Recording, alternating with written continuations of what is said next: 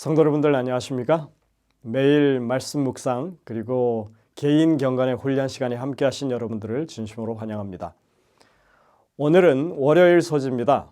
사슬의 메인 바울이라고 하는 제목으로 이 내용들을 함께 살펴보도록 하겠습니다.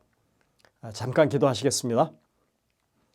하늘에 계신 아버지 하나님, 저희에게 지혜를 주셔서 성령이 저희의 마음속에 깨우쳐 주시는 것들을 분명히 깨달을 수 있도록 인도하시고 우리의 심령이 감동이 되는 귀한 시간이 되게 인도하여 주옵기를 예수님의 이름으로 기도드립니다. 아멘.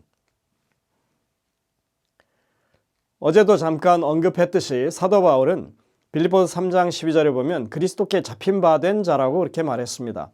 하지만 그는 실제로 그리스도를 위해서 그렇게 사로잡힌 자였습니다. 바울은 마게도냐에 있을 때 여러 차례 투옥된 경험을 기록하고 있습니다. 고린도후서에 보면 그것이 나옵니다. 첫 번째 투옥은 바로 빌립보에서였습니다. 사도행전 16장에 나오는 이 이야기는 귀신 들린 여종을 치유해 주었고 그 주인들이 수입이 끊어지자 분하게 생각해서 바울과 실라를 고소하는 그런 사건이었습니다. 그들은 매를 맞고 투옥을 당했습니다. 그리고 그 투옥 당할 때 보니까 착고에 단단히 매어 묶여 있었다는 이야기가 나옵니다. 이것이 첫 번째 투옥이었고요. 이후에 바울이 감금된 것은 3차 선교 여행 후에 예루살렘에서였습니다. 그는 그곳에 잠시 감금된 후에 가이사랴의 감옥으로 옮겨졌습니다. 그리고 그는 이제 로마로 압송되어 갔던 것입니다. 빌레몬서를 기록할 때 바울은 자신의 상태를 나의 사슬 안에서라고 언급하고 있습니다. 우리가 아는 바대로 그는 로마에서 가택연금 상태였다고 그렇게 알고 있죠. 하지만 그것은 로마의 병정들에 의해서 실제로 사슬에 묶여 있었던 것을 말하는 것입니다. 당시의 가택연금이라고 하는 것은 그냥 집안에서 자유롭게 행동하고 바깥으로 못 나오는 그런 것이 아니었습니다. 항상 로마 병사와 함께 있어야 했습니다. 근데 있을 때 손에는 사슬을 메어서 그 사슬의 다른 쪽은 병사의 허리춤에 매는 그런 방식으로 그렇게 구속을 당해 있었다고 하는 것입니다. 그리고 감시하는 병사들이 이제 순번을 따라서 근무 교대를 할 수밖에 없었겠죠. 그래서 바울이 빌립보서에서 말하는 것처럼 온 시위대에 알려진 인물이 되었다고 하는 것이 이해가 되는 것입니다. 빌립보서 1장 13절입니다. 이러므로 나의 매임이 그리스도 안에서 모든 시위대 안과 그 밖의 모든 사람에게 나타났으니. 그러니까 사용되고 있는 사슬이라고 하는 단어는 그냥 비유적인 의미에서 사슬이 아니라 그것은 분명히 실제적인 사슬로 매여 있었다고 하는 것을 말하는 것입니다. 나중에 2세기 초엽의 기독교 교부였던 이그나티우스도 이 같은 방식으로 묶여 있었다고 그렇게 기록되어 있는데 그는 이러한 병사들에 대해서 이런 기록을 남기고 있습니다. 그들은 야수처럼 행동하는 사람들이었다. 그리고 잘 대해줄수록 더욱 악랄해지는 그런 존재들이었다. 이렇게 묘사하고 있습니다. 물론 누가 감시병이 되느냐에 따라서 개인차가 있을 수는 있겠지만 당시에 수감자들을 대하는 일반적인 상황을 우리가 알 수 있는 그런 대목인 것입니다. 그러나 바울은 어떤 어려움 속에서도 밝은 면을 볼 수 있었고 그것이 그에게 주어지는 압박감과 스트레스를 견딜 수 있는 용기를 가져다 주었다고 그렇게 볼 수 있는 것입니다. 사탄이 할 수 있는 모든 것을 전부 퍼부어도 바울은 자신이 버림받지 않았다고 하는 것을 굳게 믿을 수 있었던 것입니다. 바울이 이러한 어려움에 직면했을 때 어떻게 그러한 압박을 이길 수 있었을까요? 바울은 어떤 영적인 자원을 가지고 있었기에 그럴 수 있었을까요? 고린도후서 6장 3절부터 7절에서 우리는 그 물음에 대한 답을 찾을 수가 있습니다. 우리가 이 직분이 비방을 받지 않게 하려고 무엇이든지 아무에게도 거리끼지 않게 하고 오직 모든 일에 하나님의 일꾼으로 자천하여 많이 견디는 것과 환난과 궁핍과 고난과 매맞음과 갇힘과 난동과 수고로움과 자지 못함과 먹지 못함 가운데서도 깨끗함과 지식과 오래 참음과 자비함과 성령의 감화와 거짓이 없는 사랑과 진리의 말씀과 하나님의 능력으로 의의 무기를 좌우에 가지고. 우리는 이 말씀의 첫 부분에서 바울이 어떤 태도를 가지고 선교 사역에 임했는지를 알 수 있습니다. 그는 복음 사역이 욕먹지 않기를 바랬고 누구에게든지 걸림돌이 되지 않게 하려고 그렇게 살았다는 것입니다. 모든 일에 솔선수범해서 일했다고 그렇게 말하고 있습니다. 어떤 상황에서도 자신이 하나님의 일꾼이라고 하는 책임감을 놓지 않았다는 것입니다. 사역자로서 정말 바람직한 태도 아니겠습니까? 오늘날 하나님의 일을 한다고 하면서 교회와 하나님께 불명예를 안기는 그런 사람들이 많이 있죠. 교회 안에서 벌어지는 대부분의 문제들은 보면 능력 때문이 아닙니다. 오히려 그것은 태도에서 발생하는 것입니다. 바울은 빌립보서에서 말하기를 오직 너희는 그리스도의 복음에 합당하게 행하라고 그렇게 분명하게 말하고 있습니다.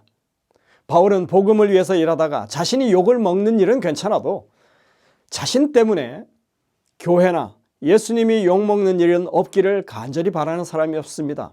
아주 작은 빌미라도 제공하지 않기 위해 노력했다는 것입니다. 그래서 그는 권리가 있어도 그것을 강하게 주장하지 않았고 오해를 만들 행동을 일부러 하지 않던 사람이었습니다. 그래서 그는 자신에게는 엄격하고 타인에게는 너그러운 그런 태도를 가지고 살았다는 것이죠. 바울은 자신이 하나님의 일꾼으로 자천했다고 말하고 있습니다. 여기 자천했다고 하는 그 말은 자랑을 하기 위해서 나섰다는 그런 말이 아닙니다. 스스로 그런 삶을 살기로 결단했다는 그런 말입니다. 내가 누구의 편에 서 있는지, 내가 누구를 대표하는 사람인지 매 순간 인식하면서 그렇게 살아갔다고 하는 것입니다. 그러한 신실함 때문에 그는 많은 고난과 어려움을 겪게 되었습니다.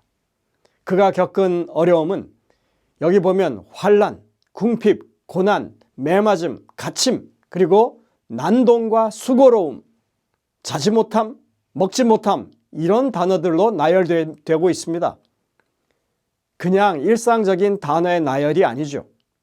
단어 하나하나가 다 그들이 고통당하고 괴로웠던 그런 사건들이 포함되어 있는 것입니다.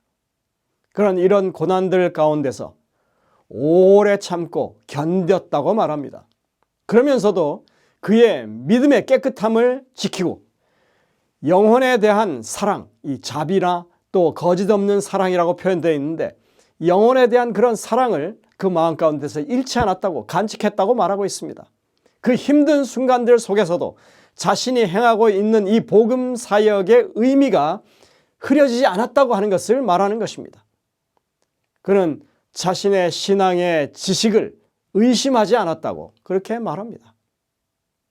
그리고 이러한 말을 마치면서 그는 하나님의 능력을 힘입어 견딜 수 있었다고 간증합니다. 우리는 종종 우리 상황, 우리의 이 약점 또는 과거의 실패를 바라보다가 낙심할 때가 많죠.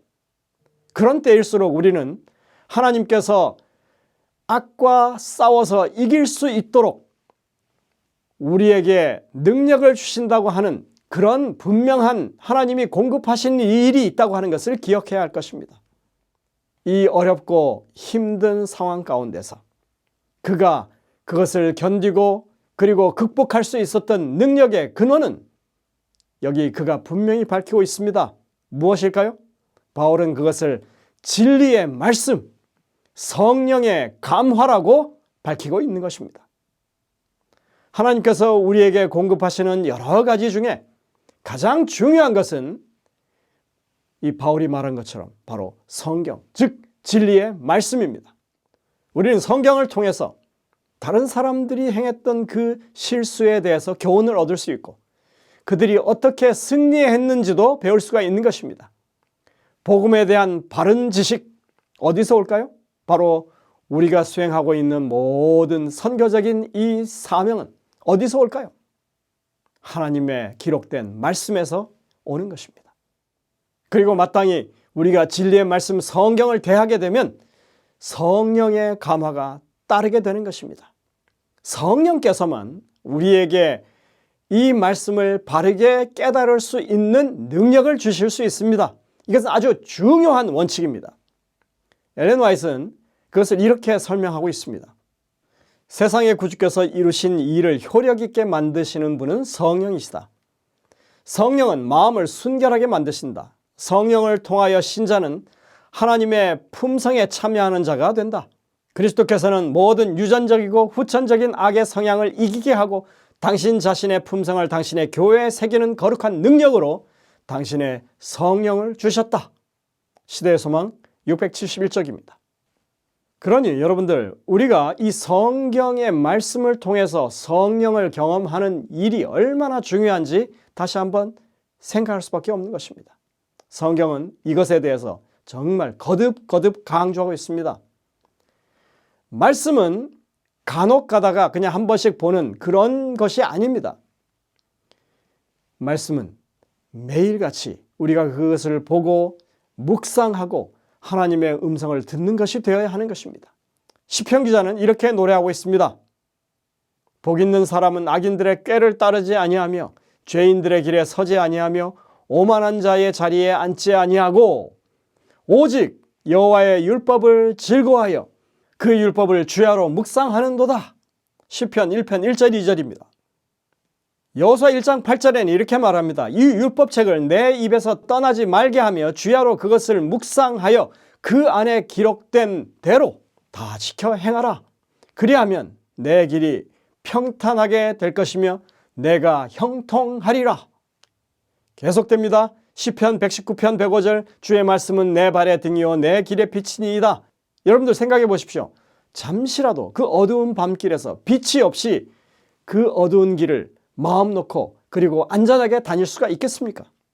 신명기 6장 6절 7절에는 또 이렇게 말씀합니다.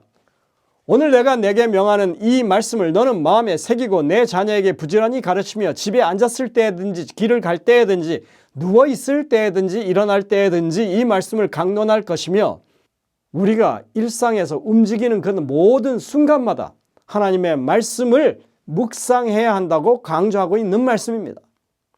마태복음 4장 4절에 예수님께서 대답하여 이르시되 기록되었으되 사람이 떡으로만 살 것이 아니요 하나님의 입으로부터 나오는 모든 말씀으로 살 것이니라 하였느니라. 여러분들 밥은 매일 먹습니까? 그것도 여러 차례 먹습니까? 아니면 며칠마다 한 번씩 혹은 한 달에 한 번씩 먹습니까? 사람이 매일같이 밥 먹듯이 매일 하나님의 말씀을 먹고 살아야 한다고 지금 말씀하고 있는 것입니다. 이런 말씀들은 성경에 많습니다. 베레아 사람은 신사적이어서 날마다 성경을 상고했다고 이렇게 기록하고 있지 않습니까? 이것이 초대교회의 그런 모범으로 우리에게 제시되는 것입니다. 성경이 강조하고 있는 이 신앙생활의 모습이 바로 그것인 것입니다. 바쁜 일상 속에서 하나님의 말씀을 접할 수 있는 그런 틈을 우리가 만들어야만 합니다. 이것은 선택사항이 아니라 우리가 반드시 해야만 하는 의무사항이고 영적인 호흡과 같은 그런 것입니다. 그러니까 매일 말씀을 가까이 하지 않는 것은 영적으로 질식 상태에 놓여 있는 것과 같은 것입니다. 시편 119편 97절은 또 이렇게 말씀합니다. 내가 주의 율법을 어찌 그리 사랑하는지요 내가 그것을 종일 작은 소리로 읊조리나이다. 여기서 읊조린다고 하는 말은 히브리어로 하가라고 하는 단어인데 이 하가는 낮은 소리로 말하다, 중얼거리다, 반복해서 입으로 내뱉다, 되씹다 이런 뜻입니다. 즉 마음과 입이 함께하는 행위를 가리키는 것입니다.